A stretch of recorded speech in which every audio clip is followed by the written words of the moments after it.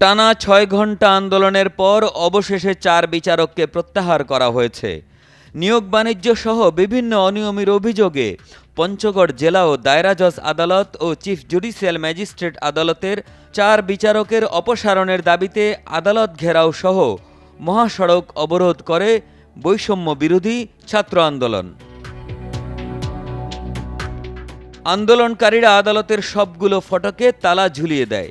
সন্ধ্যায় একটি ফটকের তালা ভেঙে আদালত চত্বরে প্রবেশ করে বিক্ষুব্ধ ছাত্ররা। পরিস্থিতি নিয়ন্ত্রণে আনতে অতিরিক্ত পুলিশ ও সেনাবাহিনী মোতায়েন করা হয়।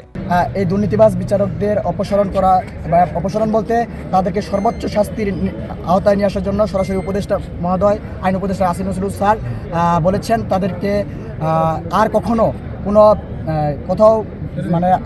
কোথাও আর বিচারকের আসনে বসার তাদের যোগ্যতা নৈতিকভাবে হারিয়েছে এবং তাদেরকে আইনের আওতায় দ্রুত এনে তার একটি দৃষ্টান্ত স্থাপন করবে। এবং আমরা উদাত্ত আহ্বান জানাবো সারা বাংলাদেশের বিচারকদের, আপনারা এদের কাছ থেকে শিক্ষা গ্রহণ করুন। এই শিক্ষায় সারা দেশবাসীর জন্য, সকল বিচারক জন্য যথেষ্ট হবে। ২৬ জানুয়ারি রাত ৮টায় পঞ্চগড়ের জেলা প্রশাসক ঘটনাস্থলে উপস্থিত হয়ে ৪ বিচারককে প্রত্যাহার করে নেওয়া এবং তাদের বিরুদ্ধে তদন্ত করে ব্যবস্থা নেওয়ার সিদ্ধান্ত জানান। সিদ্ধান্ত যেটি সেটি আগামী তারিখ থেকে আমাদের যে ৪ জন জজ মহোদয়ের ব্যাপারে আপনাদের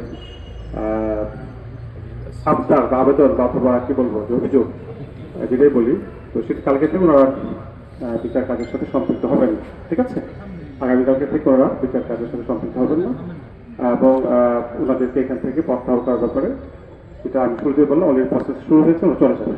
যে কারণে আমরা আজকে সংক্ষুব্ধ হয়েছে, সেই তথ্য প্রমাণ সহ অভিযোগটা আমার কাছে তো আমি এটা চিফ জাস্টিস মহোদয়ের কাছে পৌঁছানোর ব্যবস্থা করবো। উনি কমিটি গঠন করবেন, ওনাদের বিচার করার ক্ষমতা আমার নেই, আছে কে করবে? একমাত্র চিফ জাস্টিস মহোদয় করতে পারে। তদন্ত করে যদি প্রমাণিত হয় যে হ্যাঁ এই অভিযোগ তার বিরুদ্ধে এসেছিল, প্রতিটি সত্য, অবশ্যই এই অভিযোগের সত্যতা পাওয়া গেলে পরে সেটা অবশ্যই আমাদের যথাযথ কর্তৃপক্ষ, আমাদের যারা এদিকে যারা থাকবেন আছেন তার ব্যবস্থা দেবেন, এটুকু আমাকে ইস্যু করা হয়েছে। জেলা প্রশাসক বিচারকদের প্রত্যাহারের সিদ্ধান্ত জানানোর পর শিক্ষার্থীরা আন্দোলন থেকে সরে যান। পঞ্চগড় থেকে মোহাম্মদ লুৎফর রহমানের পাঠানো তথ্য ও ছবিতে ডেস্ক রিপোর্ট। একে আজাদ, কালের কণ্ঠ।